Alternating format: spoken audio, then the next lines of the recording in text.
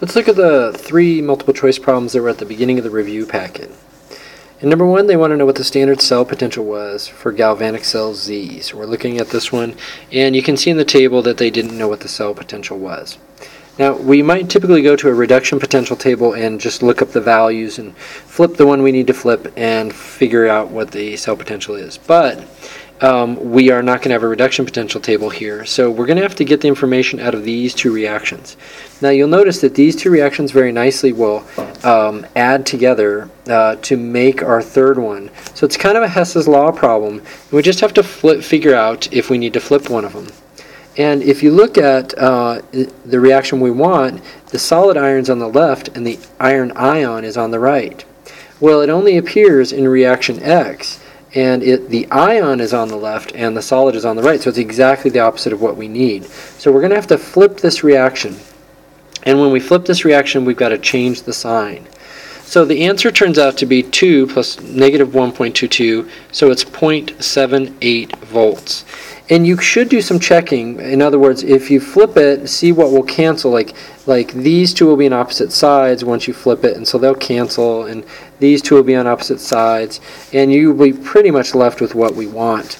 So you might also have this worry that in the first 2 reactions there seem to be these coefficients of 3, and they aren't going to be there in the end. Do we need to divide our 0.78 by 3? And the answer is no, because remember that cell potentials are not impacted by the coefficients of stoichiometry. Delta G is, delta H is, but not E. So the answer to number 1 is B.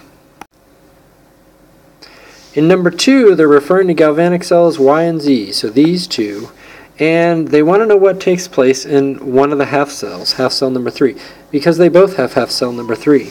And half cell number 3 is a beaker full of iron nitrate and iron metal.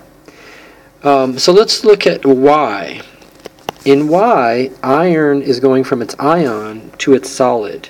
It's going from a +2 oxidation state to a 0 oxidation state. So it's being reduced. It's gaining electrons. And in Z, iron is going from a solid, a 0 oxidation state, to +2, and so it is being oxidized. It is losing electrons. Let's look at our answers. A, reduction occurs in both cells. Nope. B, oxidation occurs in both cells. Nope. C, reduction occurs in cell Y. Yes, it does. And oxidation occurs in cell Z. Yes, it does. So it looks like C is the correct answer.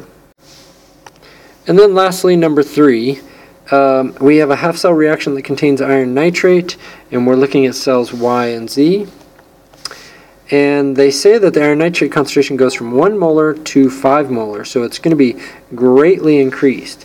They want to know what effect it will have on the 2 cells. Well, let's look at Y.